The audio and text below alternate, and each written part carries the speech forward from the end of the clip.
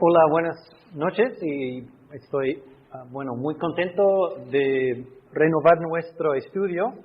Empezamos algunas semanas atrás con este tema, lo que dice la Biblia sobre el matrimonio y la soltería.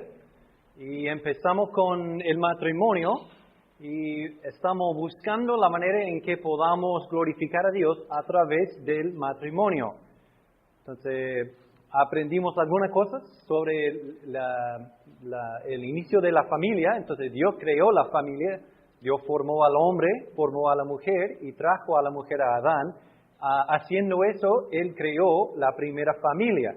Y después de hacer eso, Dios hizo un comentario divino sobre lo que pasó y dijo que eso fue su plan, su modelo para el matrimonio. Eso fue lo que pasó en el huerto del Edén. Dijo que su plan para el matrimonio fue un solo hombre, una sola mujer, juntados de por vida.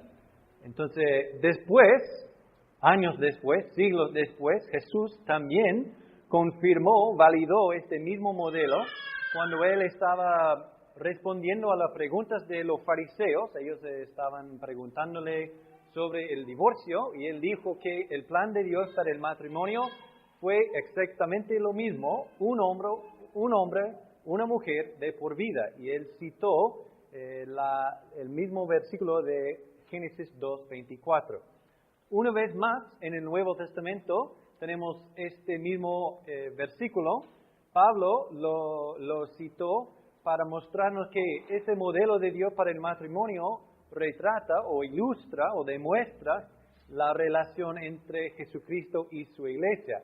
Entonces, el propósito del matrimonio que Dios formó, que Dios creó, es un símbolo de la relación de Cristo y la iglesia. Y dice que los hermanos, los creyentes casados, deben amar a sus esposas como Cristo amó a la iglesia. Y las esposas deben someterse a sus esposos como la iglesia se somete a Cristo. Entonces, el matrimonio es un símbolo de esa misma relación de Cristo con su iglesia.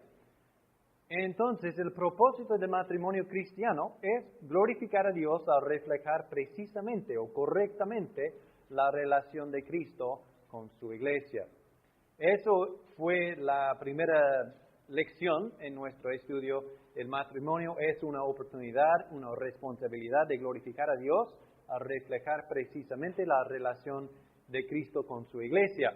Pero es obvio que no todos estamos casados, también hay los que son solteros. Entonces, ¿cómo podemos glorificar a Dios a través, no a pesar de la soltería, pero a través de la soltería? Los niños obviamente no están casados, hay adultos que también están viviendo como casados, hay viudas, divorciados, personas que están viviendo en este estado de la soltería. Entonces, ¿qué podemos decir? ¿Qué dice la Biblia? Primeramente, decimos que el matrimonio no es lo último. Y todos nosotros vamos a pasar la eternidad en el cielo, no como casados, dice Jesús, pero como solteros. Entonces, el matrimonio es muy bueno, es algo que Dios formó, es algo que Dios creó, pero no es lo último de la vida. Y si estamos pensando en el matrimonio como el último o la única cosa que nos va a satisfacer, entonces nos convertimos en idolatreros. Entonces eso es la idolatría. Cuando decimos cosas así, todo lo que necesito para estar satisfecho es algo y esa cosa no es Dios, entonces eso es un ídolo. Puede ser una cosa buena, pero es un ídolo cuando toma el lugar de Dios. No puedo estar contento hasta que tenga esa cosa. Eso es mi ídolo. O si yo solo tuviera eso es mi ídolo. Entonces, primeramente debemos recordar que el matrimonio no es lo último. También queremos decir o queremos enfatizar que el matrimonio no es necesario para estar completo. Y muchas veces nosotros que estamos casados, les damos a entender que los que no están casados son casi media persona. Y eso no es la verdad. ¿Por qué digo eso? Entonces, el perfecto ser humano, Jesucristo mismo, no se casó. Entonces, no es necesario para estar completo estar casado. Él, sin embargo, era perfecto en todos los aspectos. Entonces, es algo que nosotros debemos recordarnos muchas veces, si estamos solteros, también si estamos casados, que el matrimonio no es lo último, no es necesario para estar completo. Tampoco el matrimonio no es la voluntad de Dios para cada cristiano, ni para cada etapa de la vida. Jesús habla de personas, eunucos, que están así, y ellos están así por muchas razones, pero eso no es la voluntad de Dios para todos los cristianos, para toda persona que se casen. Jesús dijo que no todos son capaces de ser solteros, pero hay algunos que se queden solteros, como viudos o divorciados en una etapa de su vida. Y también por eso es una locura pretender o decir o dar a entender a nuestros hermanos que la voluntad de Dios para todos los solteros es que se casen. Entonces, ¿qué podemos decir sobre la soltería? La soltería, dice la Biblia, cuenta con beneficios y bendiciones. Y fuimos a 1 Corintios 7 para ver eso. Es el capítulo muy bonito y muchas veces pasamos por alto de este capítulo porque es difícil de entender y muchas veces dice cosas que no estamos esperando. Por ejemplo, Pablo dice que él deseaba que todos los cristianos pudiesen estar solteros como él. Y eso es casi el opuesto de lo que muchas veces pensamos nosotros. Estamos pensando que el último es estar casado, pero Pablo dice que no, hay muchas bendiciones, muchos beneficios de estar soltero. Y Pablo dice como principio, dirigió a los creyentes corintios que estuviesen satisfechos en el estado en que fueron llamados a Cristo. Sea casado, sea soltero, sea judío, sea griego, sea esclavo, sea libre. Dice que no tenemos que cambiar nuestro estado para glorificar a Dios. Podemos glorificar a Dios a través del estado en que estamos en el momento en que fuimos llamados a Cristo. Eso es el principio básico de Pablo sobre todo este asunto. Dice Pablo que es mejor, y por eso deseaba que todos los cristianos pudiesen estar solteros como él, porque dice que los solteros están libres de las preocupaciones del matrimonio. Y es la verdad, hay preocupaciones que cuenten con la familia, con el matrimonio, no es algo malo, pero dice Pablo que él está libre de esas preocupaciones para glorificar y servir a Dios. Y pensando en eso, no hubiera sido posible para Pablo servir a Dios en la manera que él le sirvió si él no hubiera estado soltero. Entonces, como resumen, Pablo dice que los solteros pueden ocuparse de vivir para el Señor sin impedimento. Y dice que eso es una oportunidad que tienen los solteros de vivir para el Señor en una manera que es un ejemplo para todos, para toda la iglesia, para todo el mundo. ¿Qué quiere decir vivir por Cristo, para Cristo, con toda la vida? Y eso es una oportunidad que ellos tienen. Por eso, el propósito para la soltería es glorificar a Dios al demostrar completa devoción a Jesucristo. Para que los hermanos digan, bueno, y como si yo estuviera soltero de nuevo para servir a Dios con esas ganas, con ese todo de mi vida.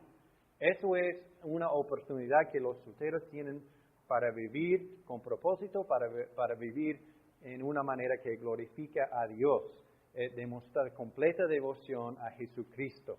Eso es entonces una oportunidad para glorificar a Dios. Entonces todos nosotros, sean casados, sean solteros, tenemos la oportunidad de vivir con propósito.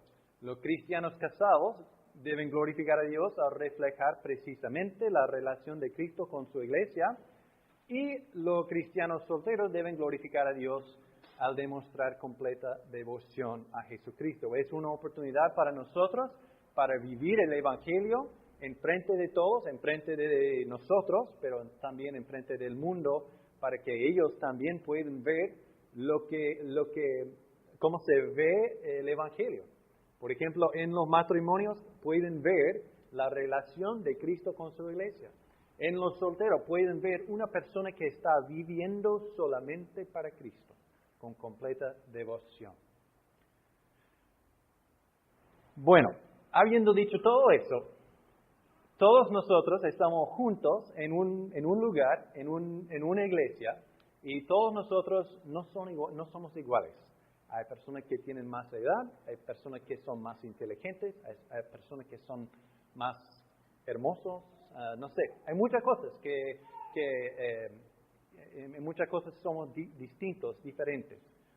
Pero muchas veces, y esto también tiene que ver con la soltería, muchas veces es difícil porque un hermano soltero puede decir, entonces, pero yo no tengo familia, yo no soy parte de una familia, yo soy solo. Y también yo he escuchado eso, muchas veces yo he escuchado eso, entonces, porque no tenemos hijos, entonces, ¿cuándo vas a empezar una familia? Y como yo entiendo lo que están diciendo, pero siempre quiero decir, entonces yo empecé una familia cuando me casé con mi esposa. Pero eso es, todos nosotros, no importa nuestro estado de matrimonio, de casado o soltero, todos nosotros como cristianos somos una familia. Tenemos una familia acá en la iglesia. Y por eso hemos hablado de eso mucho en 1 de Juan, cuando decimos que somos hijos de Dios por medio de lo que hizo Jesucristo en la cruz. Entonces Él nos hizo hijos de Dios y tenemos ese amor que somos llamados hijos de Dios. Entonces, si somos hijos de Dios, entonces somos hermanos. Y la iglesia es una familia. También usa muchas veces, y vimos una instancia en Efesios 4, de esa metáfora también el cuerpo. La iglesia es un cuerpo, es el cuerpo de Cristo. Y para ver esto, yo quiero que veamos en 1 de Corintios 12, y muchas gracias bueno, no fue por casualidad, entonces, pero leímos ese capítulo, ¿no? El domingo, en nuestra lectura bíblica.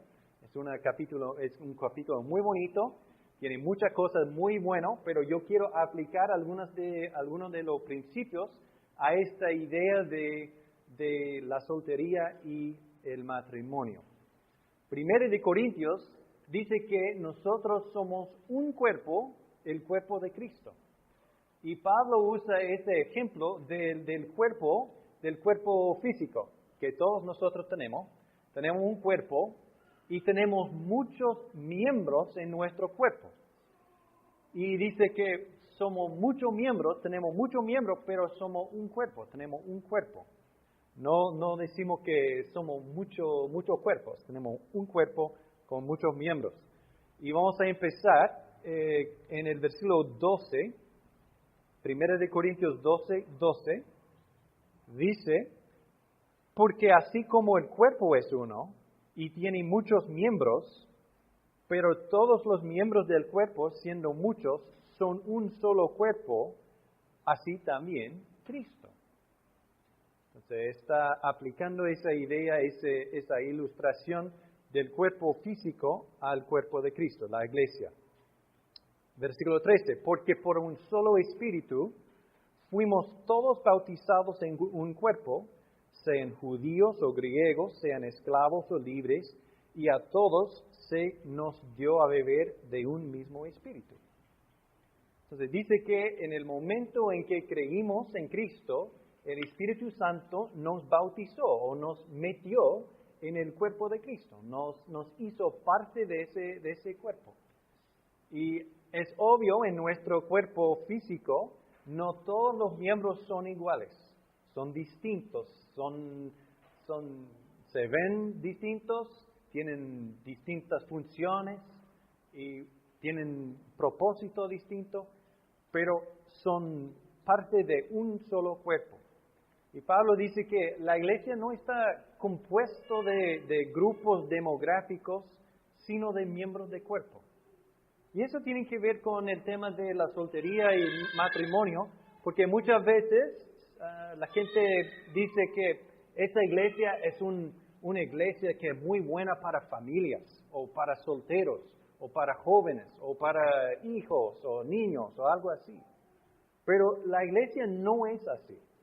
Es un cuerpo con muchos miembros que no son iguales, pero lo que nos une no es que somos todos de familias, que somos todos de solteros, o jóvenes, o ancianos, es que todos nosotros somos parte del cuerpo de Cristo, que somos hijos de Dios por medio de lo que Cristo hizo y por medio de el bautizo, la bautisma del Espíritu Santo. Si estamos pensando en la iglesia como eso, yo estoy buscando una iglesia que es para las familias, y eso es lo más importante, o es para los solteros. No estamos pensando bien en la iglesia de Cristo, porque el cuerpo de Cristo es un solo cuerpo, pero de muchas maneras, muchos miembros. También dice, por ejemplo, debajo de eso, tenemos algunos ejemplos. Entonces, nuestros miembros de nuestro cuerpo físico son distintos. Y dice, por ejemplo, el versículo 15, si dijere el pie, porque no soy mano, no soy del cuerpo, por eso no será del cuerpo. Está hablando de los miembros, son distintos. Bueno, mis pies no son iguales a mis manos, pero si yo tuviera que escribir con mis pies, sería un desastre. O si tuviera que comer con mis pies, muy, muy feo. Y si tuviera que caminar con mis manos, eso no funcionaría tampoco. Entonces, nuestros miembros son distintos, pero son distintos roles y son importantes, todos los miembros. Y dice Pablo en el versículo, por ejemplo, el versículo 20, pero ahora son muchos los miembros, pero el cuerpo es uno solo. Ni 21, ni el ojo puede decir a la mano, no te necesito, ni tampoco la cabeza a los pies, no tengo necesidad de vosotros. Antes bien, los miembros del cuerpo que parecen más débiles son los más necesarios. Y Pablo dice, arriba en el versículo 18, dice, mas ahora Dios ha colocado los miembros, cada uno de ellos en el cuerpo, como Él quiso. Entonces, estamos acá, tenemos el estado que tenemos, estamos en la posición, el tiempo, la estación de la vida que estamos, porque Dios nos ha puesto acá. Estamos aquí por la voluntad de Dios. Eso es donde Dios nos ha puesto en ese momento, es la oportunidad que tenemos en ese momento de glorificar a Dios, de servir a la iglesia. También dice Pablo que todos los miembros tienen la necesidad de los otros. Y eso también es muy importante pensar en eso. No es que algunas personas son esenciales, son necesarias, pero otras personas no es muy importante que digan, que vengan, que cualquier cosa. Y también no hay ninguna persona, parte de la iglesia, que puede decir, entonces, no tengo que ir a la iglesia hoy día porque no me necesito. Eso no es la verdad. Dice que todos los miembros tienen necesidad de los otros. Y también dice en el versículo 25, para que no haya desavenencia o desacuerdo en el cuerpo, sino que los miembros todos se preocupen los unos por los otros. Y sabemos que eso es la verdad, ¿no? En nuestro cuerpo físico, cuando tenemos una dificultad, una lesión, un problema en nuestro cuerpo, los otros miembros tienen que ayudar. y preocuparse por esa dificultad. Y eso es lo mismo con la iglesia. Dice que los miembros todos se preocupen los unos por los otros. Pablo dice que cada miembro tiene la responsabilidad de preocuparse por otros miembros. Y eso no está diciendo que solamente los pastores, los ancianos, los adultos, solamente ellos deben tener preocupación por los demás. Pero dice que cada miembro tiene la responsabilidad de preocuparse por los demás. Pensando en la iglesia, entonces, es solo un cuerpo, pero tiene muchos miembros. Y yo quiero aplicar esas dos ideas, que todos los miembros tienen necesidad de los demás y también todos los miembros deben preocuparse por los demás. Y pensando en eso, pensando en los solteros y los casados, eso quiere decir que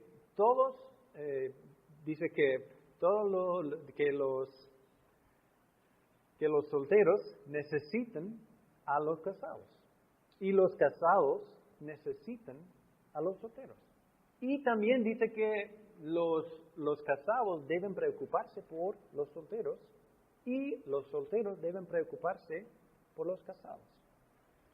Y yo quiero que pensemos en cómo podemos hacer eso. Entonces, hay muchas respuestas, pero yo quiero darles dos ejemplos y yo quiero que fomente más meditación, más pensamiento en ustedes durante la semana. Entonces, primero, esa pregunta. ¿Cómo necesitan los casados de nuestra iglesia, los hermanos casados, a los hermanos solteros? O, de otro punto de vista, ¿cómo pueden los solteros preocuparse por los casados? Entonces, hay muchas cosas que podamos decir, pero yo quiero darle un ejemplo. Entonces, muchas veces, y yo entiendo eso, cuando hay una familia que tiene hijos, es necesario que tengan un horario un poco más rígido. Y cuando hay un evento con el niño, eso es lo más importante. Y muchas veces sabemos que cuando estamos compartiendo con una familia, por ejemplo, con un bebé o con un niño chico, entonces, si hay un problema, entonces tiene que atender de eso. Entonces, muchas veces las familias están muy preocupados con eso. Pero los que no tienen hijos, los solteros pueden ser mucho más flexibles. Y eso es una manera, yo creo que los solteros pueden atender a los casados o preocupar por los casados. Es por ser más flexibles con ellos. Ellos pueden decir que, bueno, cuando ustedes tengan tiempo o cuando yo puedo ayudar, yo estoy dispuesto a ayudar. Eso es una manera. Yo creo que hay mucho más. Y yo quiero que ustedes sigan pensando, meditando en eso y cómo necesitan los casados a los solteros y cómo los solteros pueden preocuparse por los casados. Al revés, cómo necesitan los solteros a los casados o cómo pueden los casados preocuparse por los solteros. De nuevo, hay muchas cosas, hay muchos ejemplos. Yo quiero darle un ejemplo. Y eso es, muchas veces, nosotros que estamos casados, tenemos una persona con quien podemos hablar en cada momento. En el medio de la noche yo puedo decir a mi esposa, entonces, yo estoy pensando en eso, o no me dejes olvidar eso, o algo así. Pero yo tengo alguien con quien yo puedo hablar, conversar. Y muchas veces los solteros están solos y no tienen otra persona con quien pueda hablar. Entonces, los casados, los hermanos casados, pueden preocuparse por los solteros por escucharles. Y escuchándoles y dándoles una persona, un amigo que escucha, que atiende a sus necesidades, es una manera en que nosotros los casados pueden preocuparnos por los solteros. Esos son dos cosas muy chiquitos, hay mucho más y Espero que ustedes estén pensando en ese momento de otras cosas. Bueno, yo puedo preocuparme por los solteros en esa forma. O estoy pensando que, bueno, eso es una manera en que yo puedo servir a los casados de nuestra iglesia en esa forma. Eso es la idea. Porque la iglesia es un cuerpo, pero compuesto de muchos miembros. Y todos nosotros necesitamos los unos a los otros. Y todos nosotros tenemos la responsabilidad de preocuparnos por los demás. Eso es lo que Dios ha ordenado para la iglesia. Es como una familia, es como un cuerpo compuesto de muchos miembros, y todos nosotros necesitamos a los demás. Todos nosotros debemos preocuparnos por los demás también. Eso es nuestra oportunidad y nuestra habilidad. Y yo quiero que, bueno, yo le pido a Dios que nosotros hagamos eso y podamos ver eso en nuestra iglesia como un cuerpo con muchos miembros, necesitan los unos a los otros y pueden preocuparse por los demás también. Vamos a orar. Padre, te damos gracias por el Evangelio, te damos gracias por la obra de Jesucristo que nos hizo parte de la iglesia, que nos llamó a ser un cuerpo. Te damos gracias por el Espíritu Santo que nos bautizó en este cuerpo, y te damos gracias por las habilidades y las oportunidades que tú nos has dado para glorificarte al servir unos a otros. Y te pido, Señor, que seamos ejemplos de nuestro Señor y Salvador Jesucristo, unos a otros, pero también que seamos ejemplos de este amor de Jesucristo al mundo alrededor. Te damos gracias por lo que dice la palabra sobre este tema, y también te damos gracias por cada persona que es parte de nuestra iglesia, sea casado, sea soltero, sea joven, sea anciano. Te damos gracias por cada persona.